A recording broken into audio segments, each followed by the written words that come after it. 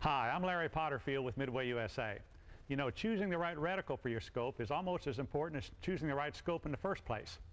Now, you all know what a reticle is. Well, for those youngsters out there, the reticle is the aiming device down inside the scope, and the crosshairs. But, you know, crosshairs, that's 100 years old. So we've improved crosshairs a lot in the last few years in what we call a duplex type reticle, where the reticle is thick on the sides and thin in the middle. And what you get is you get a reticle that's a lot easier to see in low light conditions, and also it's a lot easier to get centered on the scope if you need to make a real quick shot at something. So the duplex reticle is my favorite, and it certainly is pretty much the standard for hunting scopes all over the world today.